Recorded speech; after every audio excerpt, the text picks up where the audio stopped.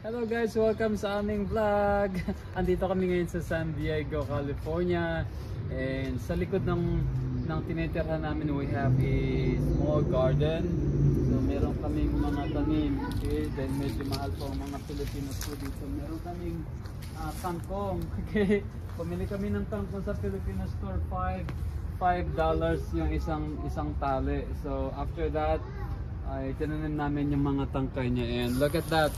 It's already grown, and we also brought okra. May nagpadala sa akin ng okra seeds. Ayan, dami na nalang tumubo. 1, 2, 3, 4, 5, 6, 7, 8, 9 na. And then we have our two kinds of sili here. I don't know what kind of sili is that.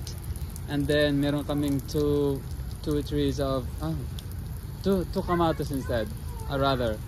Yeah, may bunga na rin siya. So binili namin siya, grown na siya ng konti. Nakakatuwa, ang bilis lang, may bunga. Naka-harvest na ako ng sili dyan, oh. Nakakatuwa.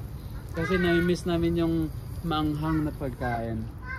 So here we have, meron tayong tangerine dito. Then grapefruit. Ayun si Stephen, umakat sa puno.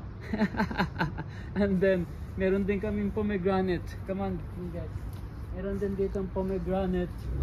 So we haven't tasted pomegranate yet, pero we're excited na mag-ripe siya, and then we can taste that. So yun lang guys, welcome sa aming little backyard where we can plant anything that we want. Bye bye, have a nice day. Don't forget to subscribe our YouTube channel, my YouTube channel.